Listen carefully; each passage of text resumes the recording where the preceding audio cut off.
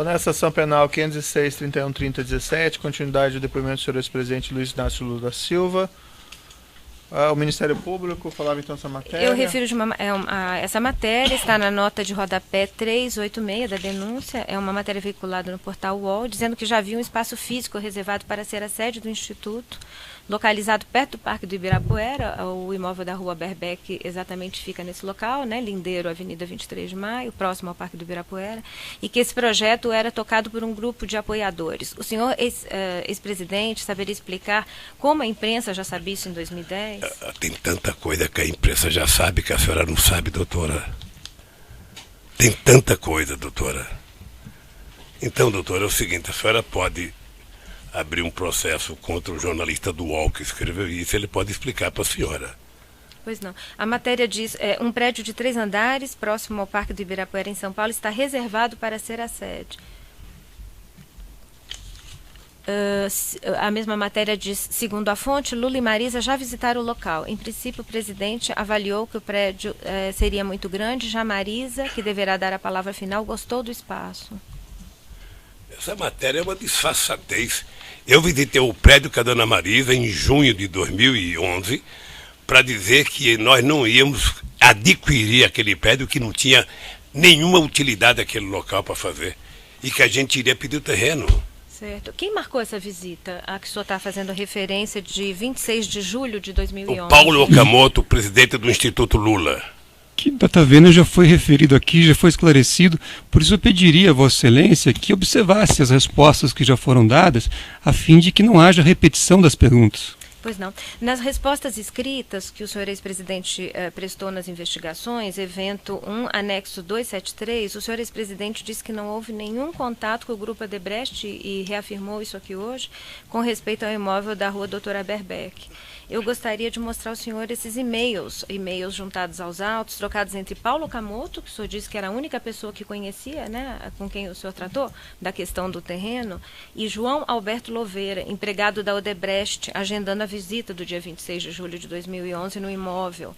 É o evento 1, anexo 248. O senhor quer ver o e-mail? O companheiro Paulo Okamoto já esteve aqui. Deixa eu lhe falar, a senhora não pode ficar perguntando para mim e-mail de João falando com Maria se eu sou Lula. Não, é porque, como o senhor disse, não, tem algum e-mail para mim? Doutora, tem algum e-mail para mim? Essa questão, tem algum e-mail para mim, doutora? Esteve no imóvel e houve uma troca de mensagens. Doutora, tem algum e-mail para mim? E a pergunta do Ministério Público. Doutora, tem algum e-mail para mim? Esteve nessa, a senhora pode esperar o depoente fazer a resposta. Eu estou respondendo a pergunta, inclusive. É que Vossa Excelência quer... Doutor, vamos aqui. A questão colocada ao senhor é a seguinte, o senhor tinha conhecimento dessas mensagens? Não tinha conhecimento, doutor. Eu só queria que a senhora perguntasse de coisas que foram direcionadas a mim. Certo. Sabe? Mas aí, veja, não senhor ex-presidente, é uma pergunta normal, olha, teve conhecimento disso ou não teve conhecimento disso? Pronto. Tem necessidade mas, doutor, o senhor sabe com uma coisa repetida muitas vezes. É a oportunidade que o senhor tem de se defender. Então, a pergunta é normal, olha, tem e-mails do fulano X com fulano Y. O senhor teve conhecimento disso? Não. É que já foi respondida, né, Excelência? O que é normal é a repetição. Não, essa pergunta não foi. Doutora, mas deixa eu fazer só a pergunta para entender. Não, vamos seguir aqui as indagações. O senhor me permite, por favor? Permito. O senhor, ex-presidente, permite uma colocação? O que a minha colega estava dizendo é que o senhor, até o presente momento, tem apontado o senhor Paulo Okamoto como sendo a pessoa, o seu interlocutor para esses assuntos. E estes e-mails eram justamente dirigidos ao Paulo Okamoto.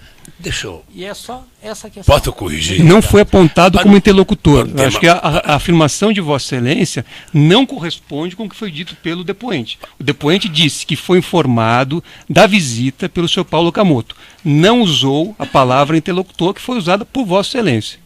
Mas não era o Paulo Okamoto que tratava Não, mas deixa eu falar, assunto? doutor, é que o Paulo Okamoto é presidente do Instituto Lula. Ele é o presidente. As pessoas não tinham nenhuma obrigação de conversar comigo sobre o Instituto. O Instituto tem uma diretoria. O Instituto tem conselho fiscal.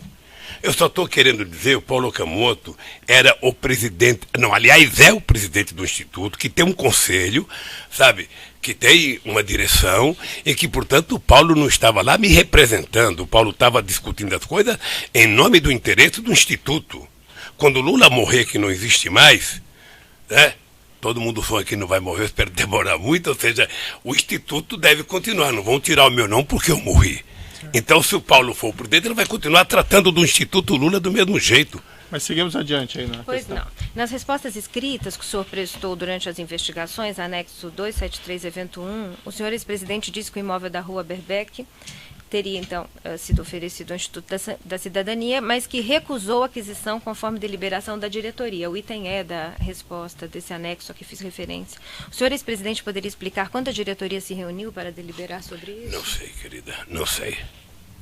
Como ocorreu essa deliberação? Na deliberação, no dia que eu fui lá, pelo menos. Houve uma reunião específica Não, para isso? eu fui convidado a ir visitar o terreno, que era um terreno que estava sendo oferecido para compra, e nós fomos lá e achamos inadequado. E essa deliberação foi formalizada de alguma maneira? Não. Deve ter sido depois, na reunião da direção, deve ter discutido que não aceitou. O senhor tem conhecimento da formalização? Não tenho, querida, não tenho. Também pediria que o senhor ex-presidente referisse ao membro do Ministério Público pelo tratamento protocolar devido. Como é que seria? Doutora... Senhor ex-presidente, quero. aí eu vou pedir realmente, até peço escusas, não percebi isso de maneira tão clara. Sei que, evidentemente, o senhor ex-presidente não tem nenhuma intenção negativa em utilizar esse termo querida, mas peço que não utilize, tá? Pode chamar de doutora, Tá bem. senhora procuradora, Tá bem. perfeito? O senhor Alexandrino Alencar relatou aqui em juízo que o Grupo Odebrecht continuou procurando imóveis para o Instituto Lula depois da visita feita em julho de 2011 ao imóvel da Rua Doutora Berbeck. Foi inclusive apresentado um projeto feito pela Odebrecht para a reforma do atual prédio do Instituto Lula, aquela sede localizada no Ipiranga. O senhor teve conhecimento disso? Eu não tenho conhecimento, doutora, e acho que é mentira.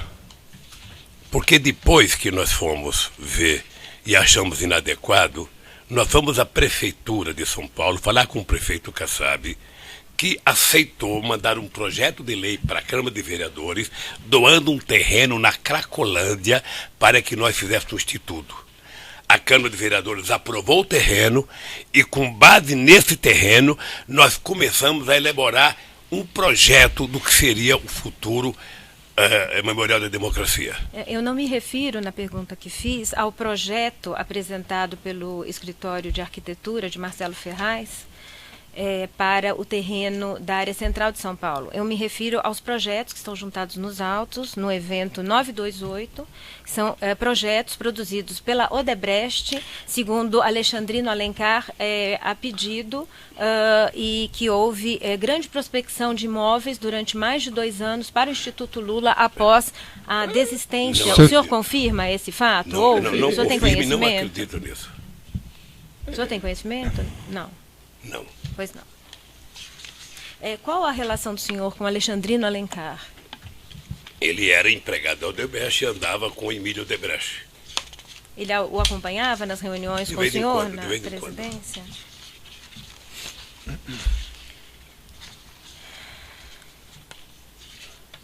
Peço só um momento, por favor.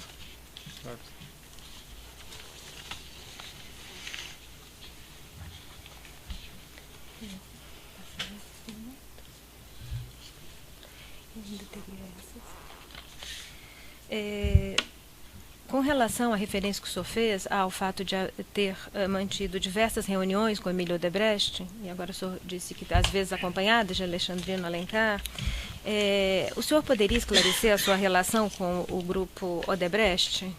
A mesma relação que eu tinha com todo o empresariado brasileiro.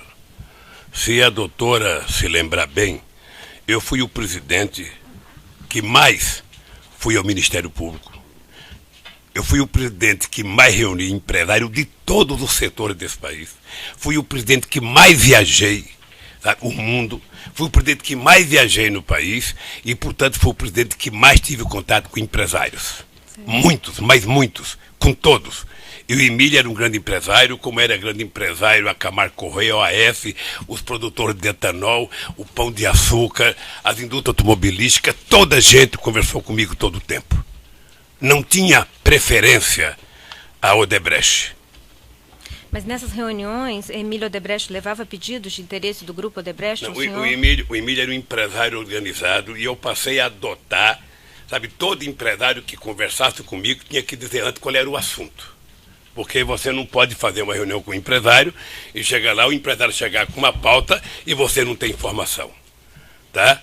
Então o Emílio levava a pauta do setor, sabe, levava a pauta da ABDIB, levava a pauta do Sindicato da Construção Civil, sabe?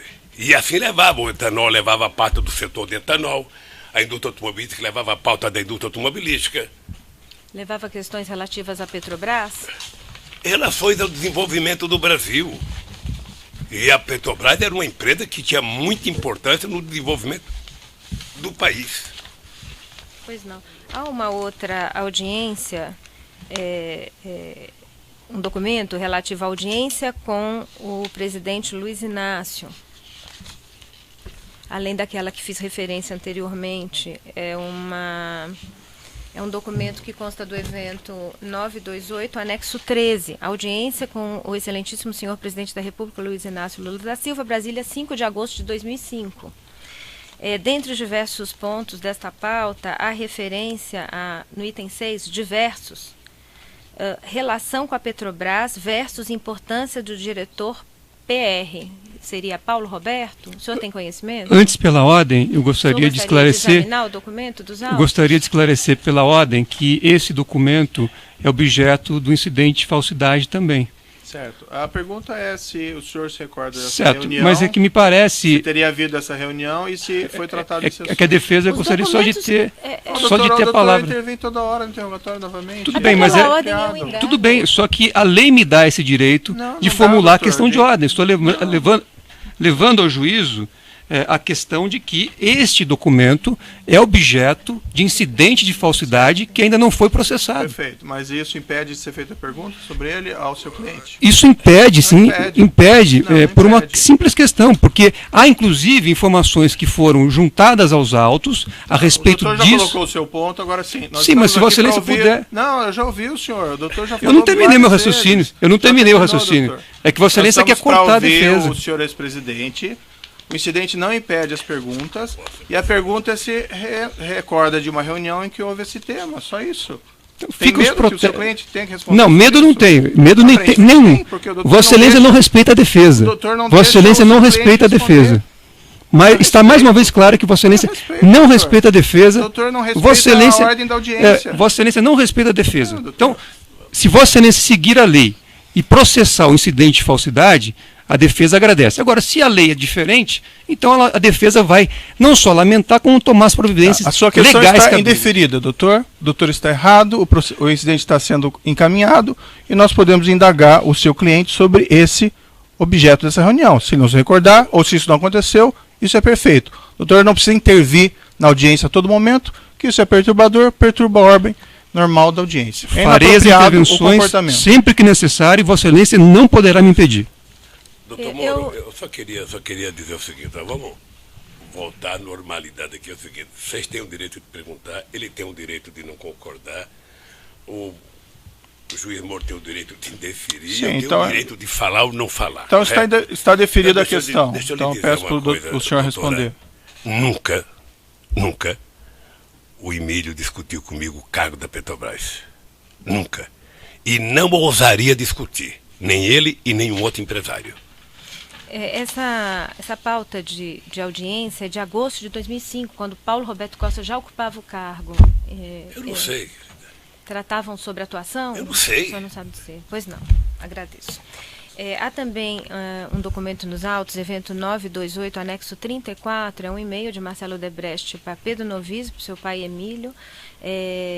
Eu não sei se o senhor conhece o teor desse documento que está nos autos. É um e-mail de 31 de outubro de 2006, em que Marcelo Odebrecht, dirigido ao seu pai e a Pedro Novis, com o seguinte teor: Pedro, meu pai, nas conversas com Lula, equipe, acho importante mencionar em termos de pessoa. E aí tem o texto: manutenção de Guido e equipe no Ministério da Fazenda, estão afinados e jogando, garantia de não paralisação, tem o apoio de grande parte do setor produtivo e certa reação dos bancos. Manutenção de Damião e equipe do BNDES estão afinados, inclusive com o MF, imagina o Ministério da Fazenda, o que é importante. E jogando com efetividade, uma das melhores equipes em anos no BNDES. Márcio Fortes, um dos quadros mais eficientes e leais do governo, conhece como poucos e sabe tratar a burocracia do governo. Marta Suplicy, dos quadros mais eficazes do PT. Petrobras, Gabriele, Duque e Paulo Roberto, eficientes e de muita lealdade e compromisso com as necessidades do governo, sabendo conciliá-las com os interesses internos corporativos. E segue: ministérios executivos de infraestrutura, integração e transportes principalmente, precisam um choque de gestão para pôr em andamento projetos, inclusive PPPs. Eu indago ao senhor especificamente com relação à referência a Petrobras, Gabriele, Duque, Paulo Roberto, nessa época, outubro de 2006. O senhor tratou desses assuntos, senhor Emílio? Doutora, por favor, não pince apenas o Paulo Roberto ou a Petrobras. O senhor quer ver o documento? Ou seja, é a primeira vez que eu vejo alguém, sabe, elogiar um conjunto de pessoas do governo, elogiar o ministro da Fazenda, elogiar o presidente do BNDES, elogiar tudo, e a senhora tenta excluir ir na Petrobras. Eu vou lhe dizer uma coisa: o Paulo Roberto era um técnico que foi escolhido por ser competente. O Zé Sérgio Gabriele era o presidente da Petrobras por competência. Portanto, as pessoas elogiarem não é demérito, não. É motivo de orgulho para quem era presidente da República. Era motivo de orgulho. Portanto, eu tenho orgulho se as pessoas elogiaram gente do meu governo. Certo, a pergunta objetiva é se o senhor Emílio Odebrecht não elogiou tocou em essas assunto pessoas ou tratou das questões dos diretores com o senhor ex-presidente. Eu vou repetir, eu pensei que eu tinha respondido, doutor Moro. Sabe, não é exatamente como ela quer que eu responda, mas como eu sei responder. Né? Nunca, vou repetir, nunca o Emílio Odebrecht ou qualquer outra pessoa, sabe, de empresário discutiu comigo, diretor de empresa pública.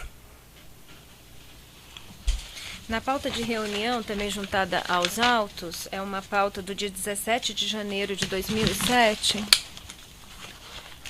Só registra um papel apócrifo e que também é objeto de incidente de falsidade ainda não processado. Pois não. Trata-se do documento juntado pelo colaborador Emílio Odebrecht, que está no evento 928, anexo 8. Não sei se o senhor quer olhar o documento. Doutor, o Emílio é colaborador de quem? Do Ministério Público? Celebrou acordo de colaboração com a Procuradoria-Geral da República, homologado pelo Supremo Tribunal Federal. Sabe que eu poderia utilizar uma fala do doutor Moro. Sabe que não é correto ficar utilizando pessoas que são acusadas, que já prestaram declaração, para acusar um inocente. Pois não. Neste documento a que fiz referência, há um tópico que diz: orientação como EO, Emílio Odebrecht, proceder com JD, José Dirceu, mais AP, Antônio Palocci, e R, semanal versus J. O senhor, ex-presidente, orientava Emílio sobre como proceder com José Dirceu. Essa leitura é textual que Vossa Excelência fez? É fruto da colaboração. Não, mas pergunto, a leitura que Vossa Excelência fez é textual, entre aspas, ou Vossa Excelência inseriu informações na leitura? Orientação como EO proceder com JD, mais AP e R semanal versus J. A leitura anterior, então, não era textual. Não. Agora, a leitura é textual. Trata-se de documento apresentado por réu colaborador.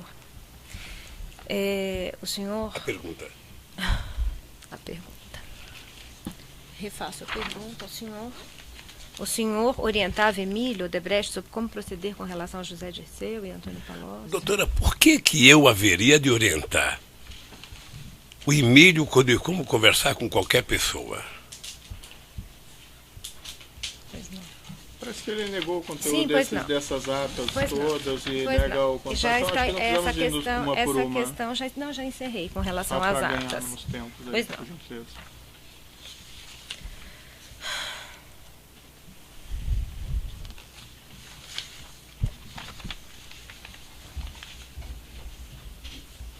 A construtora Norberto Odebrecht fez doações de 4 milhões para o Instituto Lula entre o final de 2013 e 2014. São recibos nos eventos 1008, anexo 3. O senhor ex-presidente sabe por que essas doações foram feitas? Doutora, eu já respondi, mas vou responder outra vez. A Odebrecht não tinha que pedir a opinião do Lula para fazer doação, porque o Lula não é diretor do Instituto Lula. Se ela fez alguma doação, essa doação está contabilizada no Instituto. Antônio Palocci disse que pediu essas doações para Marcelo, atendendo solicitação de Paulo Okamoto. O senhor tinha conhecimento disso? Não.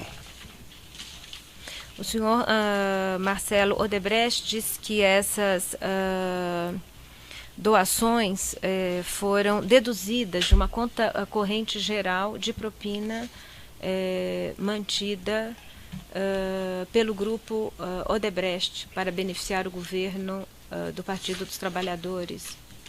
E, doutora, essa é a peça de ficção mais hilariante que eu vi na fala do Palocci. Eu, sinceramente, eu não sei qual era a relação que o ex-ministro Palocci tinha com o doutor Marcelo Odebrecht. Eu não sei. Os dois têm mais de 35 anos de idade, têm autonomia, conversava e nunca me pediram para conversar. Sabe, se eles conversavam coisas, se tinha fundo, se não tinha fundo, o doutor Palocci que explique. O Marcelo que explique. Certo, mas o dado concreto é que nem o Marcelo, nem o Emílio Odebrecht, eu nunca... Doutora, se eu responder e a senhora não prestar atenção, eu vou achar que não tem sentido o que a senhora me perguntou. O seu depoimento está gravado. Sabe, mas eu queria que a senhora ouvisse, porque quando a senhora pergunta, eu fico olhando para a senhora. Até por uma questão de respeito. Certo, mas o senhor estava respondendo, né? Eu estou lhe falando que nunca o Marcelo Odebrecht, nunca o Emílio Odebrecht, nunca nenhum empresário nesse país discutiu finança comigo. Nunca. Alguma vez lhe referiram sobre a existência de uma provisão de valores denominada conta amigo ou subconta amigo? Que está registrada em planilha? Eu fico sabendo disso porque a imprensa escreve. Planilha Programa Especial Italiano? Não. Eu tratava os empresários como empresários. Portanto, eu vou repetir, porque eu não sei se tem mais pergunta, doutor, o seguinte. Eu tomei posse em janeiro de 2003 como presidente da República, deixei a presidência dia 30 de dezembro de 2010. Eu continuo desafiando um empresário que diga o seguinte: eu conversei de dinheiro com Lula, seja 10 centavos ou 10 milhões. Eu nunca autorizei, nunca permiti, porque eu não queria nem perder o respeito com relação a eles e não queria que eles perdessem o respeito com relação a mim. Era por isso que esse país não dava certo. Porque o país era tratado como se fosse uma coisa pessoal. Certo, mas o senhor já respondeu isso pois aí. Não, eu tenho uma questão adicional antes com relação à empresa DAG. O senhor conheceu a empresa DAG? Doutora, que foi eu não conheço a empresa DAG. Nem antes, nem durante e nem depois. Tudo que eu sei da empresa DAG é o que vocês falam pela imprensa, é o que a imprensa publica. Certo. Um momento, por favor. Consta que a empresa DAG efetuou custos com o fretamento de uma aeronave que foi cedida para uso do senhor ex-presidente em viagem realizada à República Dominicana, o que é objeto de uma ação que corre na 10ª Vara Federal. Posso citar o número 0016 093 96 2006 401 3400. Consta dessa ação que a empresa DAG não fretou a aeronave. O senhor tinha relação com essa empresa DAG, como acabei de perguntar anteriormente? Doutora, eu fiz 76 viagens nesse mundo para fazer palestra. Eu não contratava palestra. E eu não contratava avião. As pessoas que me contratavam tinham a obrigação de me pegar em São Paulo, me levar onde essa palestra e me trazer de volta para São Paulo. Eu nunca fui saber, sabe, quem é que pagava, porque nos contratos meus, a empresa que me contratava era obrigado a garantir o direito de ir e vir meu. Portanto, eu não sei se quem pagou foi a Dago, Itaú, Bradesco, Bamerindos. Não tenho a menor noção.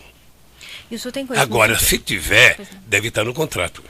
O senhor tem conhecimento que a empresa DAG fez pagamento da ordem de R$800 mil para o senhor Glaucus da Costa Marques no bojo da contratação deste imóvel da rua Doutora Berbeck Brandão? Eu vi no depoimento do Glauco ele dizendo isso. Agora, pelo que ele disse, ele tinha direito de receber. É a participação dele no negócio, na venda? Qual é o erro? O senhor sabe se ele empregou recursos nessa não sei, compra? Não sei.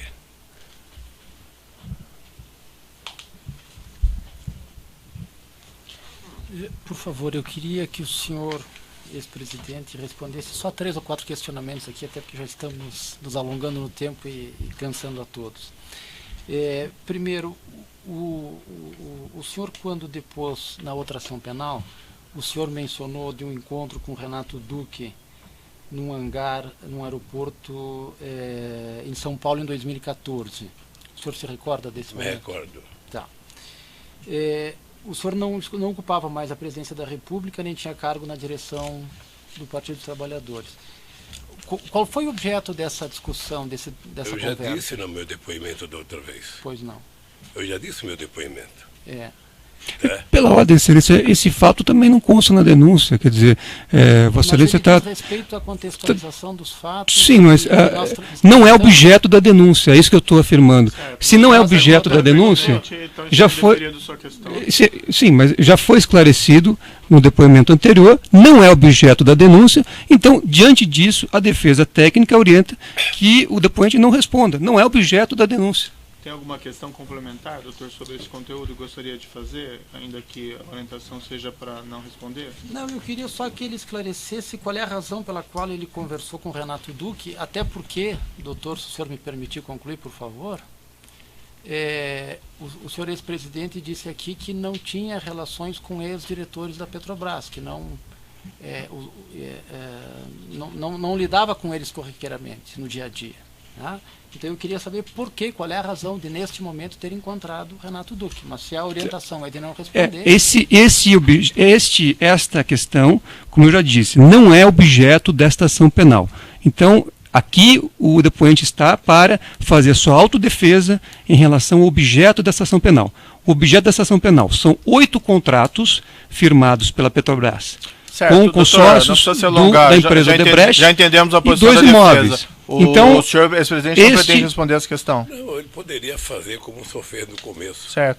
Mas assim, doutor, tem alguma questão adicional relativa ao que ele já respondeu? Porque ele já respondeu realmente sobre esse fato e eu estou aproveitando o depoimento. Então, se tiver algum ponto adicional, sim. Se não, daí... Vamos deixar. Mas só mais um esclarecimento aqui. O senhor usou uma expressão quando falou do apartamento contíguo ao seu apartamento lá em São Bernardo, que houve o falecimento do proprietário e a aquisição. O senhor utilizou uma expressão que foi lógica sequencial, que a lógica sequencial foi comprar para continuar a poder utilizando aquela... Não foi feita essa afirmação. A lógica sequencial... Pois não. A lógica sequencial foi continuar pagando aluguel. Porque eu já havia pagando desde 1998, quando eu comprei. Certo. Então, a lógica sequencial era continuar ocupando e que o aluguel continuasse a ser pago, era isso. Mas quem fazia o pagamento dos aluguéis já foi esclarecido. Da República? Doutora, de 2007 para diante, quem pagava isso até o dia 31 de janeiro de 2010 era a segurança da Presidência da República. A União Federal. Né? A Presidência da República, a União. Isso está documentado nos autos, Excelência. Várias vezes me foi feita essa afirmação. Ele acabou de dizer que ele vinha pagando. Certo, consta o documento dos autos. Não, o ponto só que eu queria esclarecer aqui é que o senhor não cogitou da compra do imóvel? Não cogitei da compra do imóvel porque a dona Marisa não queria morar mais lá. Tá. O terceiro aspecto que eu queria que Vossa Excelência, por favor, esclarecesse é o seguinte: o senhor Antônio Palocci foi seu ministro, foi seu companheiro de partido, o senhor o demitiu como ministro, ele foi eleito deputado federal. O senhor o conhecia talvez melhor do que qualquer uma das pessoas nessa sala. Tá? Eu pergunto, o senhor nunca identificou essa faceta que o senhor, tão negativa que o senhor está atribuindo? Não, eu terminei elogiando o Palocci. Eu disse que o Palocci foi o ministro da Fazenda muito competente, que ajudou muito esse país. Tá? Eu disse que eu não conhecia, era essa simulação que ele fez aqui a semana passada. Ele veio, doutor, me desculpe, mas ele veio para cumprir um ritual. Quem conhece o Palocci, como eu conheço, percebeu que ele estava cumprindo um ritual. Eu já vi o Palocci em situações difíceis na área econômica. O Palocci veio preparado para dizer, sabe, que tinha um fundo que eu sabia, para dizer que o doutor Emílio tinha me procurado para conversar, para dizer que eu tinha tentado bloquear a justiça, que eu chamei ele para conversar, para bloquear a justiça, sabe? Então, foi um conjunto de simulações que o Palocci fez, por isso que eu utilizei a palavra simulador, tudo com o objetivo de duas coisas, sabe? Que é o objetivo de diminuir a pena dele, ganhar os benefícios da delação e, quem sabe, ficar com um pouco dos recursos que foi bloqueado, que ele ganhou como consultor. É isso ficou claro quando ele disse, estou aqui para ter os benefícios da lei. Eu lamento, porque eu sou um cara que gostei muito do Palocci, tive boa relação com o Palocci, acho que o Brasil deve ao Palocci, sabe? Mas, lamentavelmente, sabe, o Palocci se prestou a um serviço, sabe, pequeno, porque inventar inverdades para tentar criminalizar uma pessoa que ele sabe que não cometeu os crimes que ele alegou é muito desagradável. Eu fico pensando como é que está pensando a mãe dele agora, que é militante do PT e fundadora do PT. Eu fico imaginando como é que estão as pessoas que militavam com ele no PT. Então é lamentável. Eu, sinceramente, não tenho raiva do Palocci. Não leve essa imagem que eu tenho raiva do Palocci. Eu tenho pena dele ter terminado uma carreira tão brilhante da forma que ele terminou. Certo, vamos interromper pelo tamanho do áudio.